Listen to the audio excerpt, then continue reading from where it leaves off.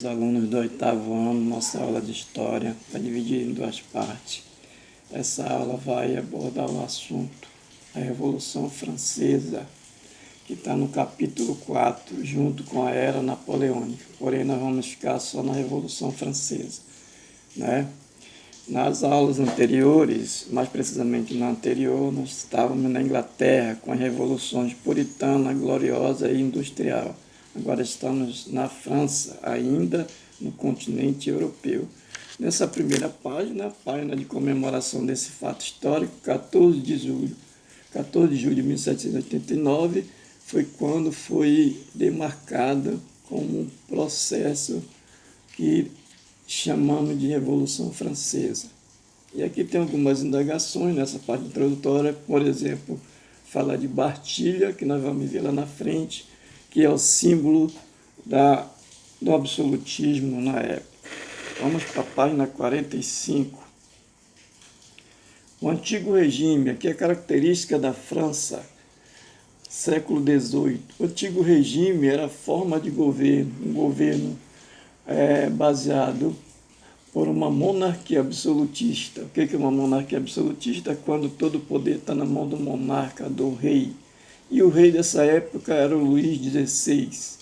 E aqui está falando que nessa França do século XVIII, o clero e a nobreza eram grupos sociais que tinham privilégios. E o rei se achava todo poderoso por conta de que ele tinha um direito divino. O seu poder vinha, segundo aqui, representante de Deus na terra.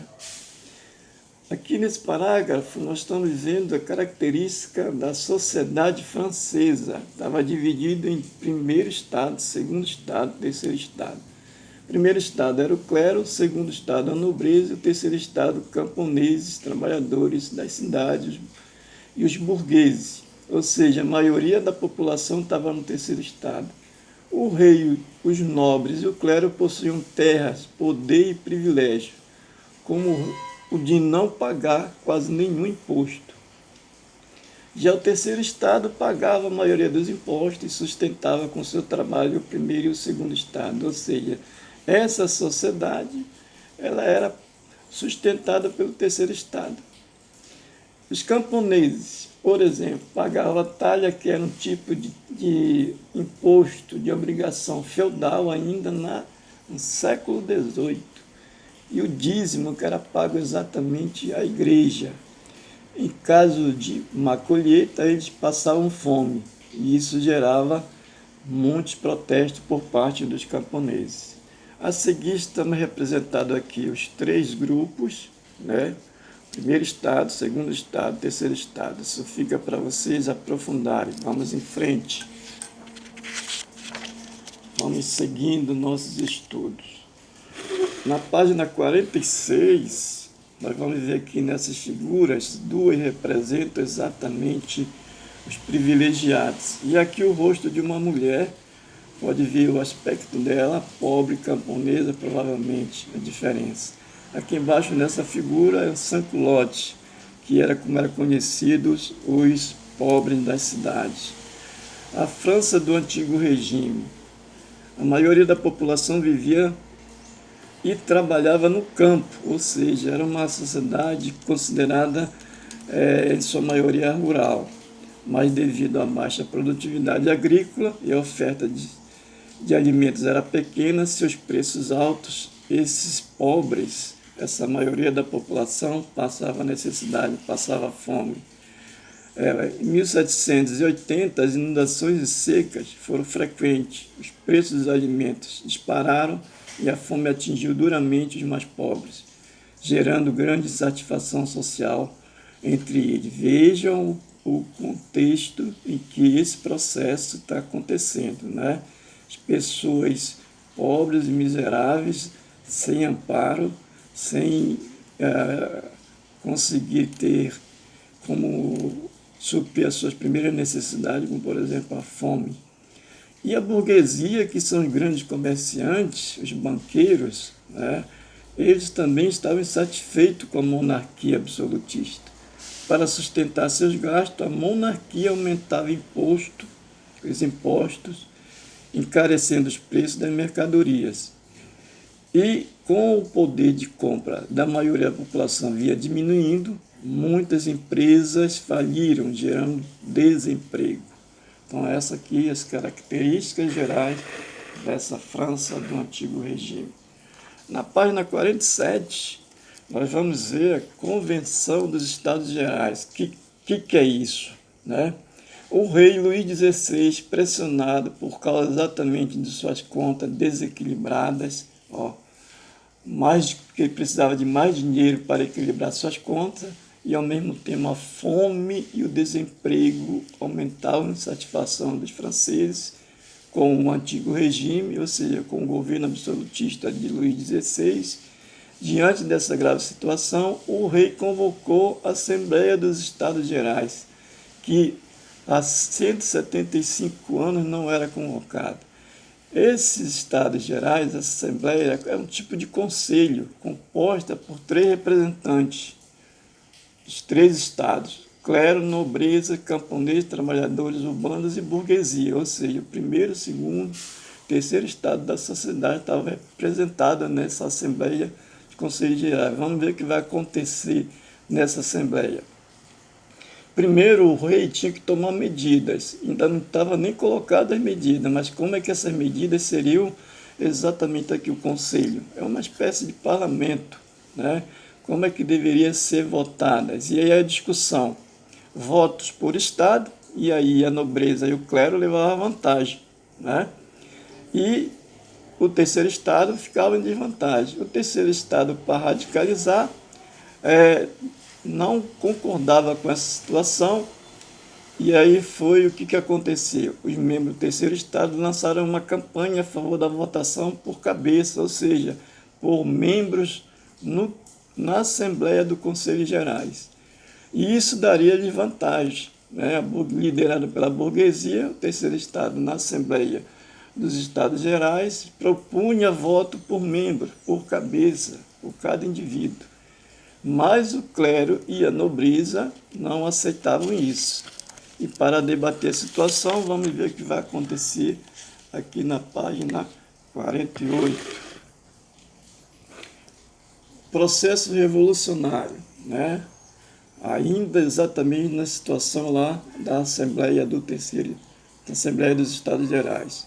O rei Luís XVI, apoiado pela nobreza e o clero, decidiu que continuaria como era, ou seja, como é que era votado antes, na Assembleia dos Estados Gerais. Era por estado, né? E o terceiro estado continuaria tendo apenas 1/3 dos votos, ou seja, sairia perdendo na Assembleia. A tensão aumentou. O rei ordenou que os deputados do terceiro estado se retirassem do salão, ou seja, da Assembleia dos Estados Gerais. Um deputado do terceiro estado, chamado Mirabeau, o Mirabeau retrucou. E aí ele foi radical. E num discurso, em frase dele aqui: estamos aqui pela vontade do povo e só sairemos com a força da baioneta. A baioneta era a arma da época, né? Luís XVI então reagiu, mandando fechar a sala, mandando fechar a Assembleia dos Estados Gerais.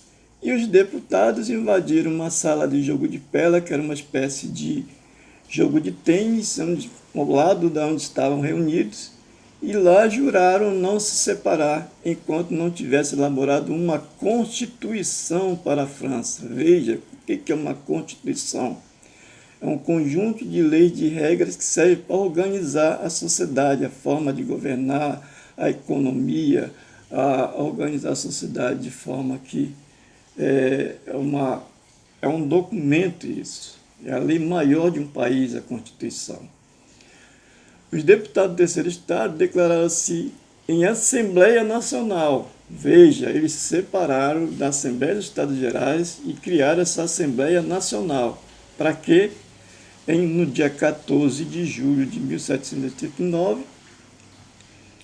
o que eles fizeram aqui, voltando aqui, o terceiro estado? Criar uma Constituição para a França. A França já estava num momento revolucionário, num contexto de tensão.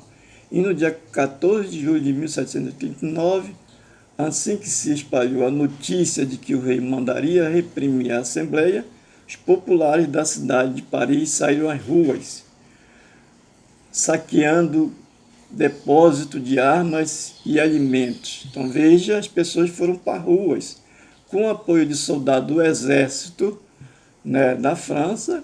O exército saiu do lado do rei, passou para o lado da população, invadiram e tomaram a Bastilha, símbolo do absolutismo. Essa Bastilha era uma prisão onde os opositores ao monarca eram presos. Então eram presos políticos, eram presos aquelas pessoas que contestavam. Também tinha criminosos, mas a maioria era exatamente presos políticos, presos que questionavam o papel do rei. Na página 49, nós já vamos ver aqui, com a chegada da notícia da queda da Bastilha, os camponeses, então chegou no interior. E os camponeses no interior, na área rural, começaram a invadir castelos e pôr fogo em registro de suas dívidas e nos documentos envolvendo cobrança de impostos. Pressionada pelo avanço da Revolução, já a Revolução na cidade e no campo, em 4 de agosto de 1789, a Assembleia Nacional, que estava reunida, que já tinha discutindo uma Constituição para a França, reunida, aboliu a servidão, os dízimos, os privilégios do clero da nobreza, pondo fim ao feudalismo na França. E no dia 26 de agosto, no mesmo mês de 1789, a Assembleia aprovou a Declaração do Direito do Homem e do Cidadão. Esse documento ele é fundamental, isso serve como parâmetro até hoje para definir direitos humanos, né, em todas as nações consideradas organizadas e civilizadas. Reconhecendo o direito de todos, essa Declaração dos Direitos do Homem e do Cidadão reconheceu o direito de todos à liberdade, à segurança, à propriedade, à igualdade perante a lei e a resistir qualquer tipo de opressão, ou seja, qualquer forma de perseguição. Logo depois, um documento aprovado pela Assembleia confiscou os bens da igreja. Os membros do alto clero reagiram ao documento, fugiram da França, acompanhados de milhares de nobres, levando consigo dinheiro e joias. No exterior, começaram a organizar um exército para impedir o avanço da Revolução na França. Aqui nós vamos parar essa primeira parte, né?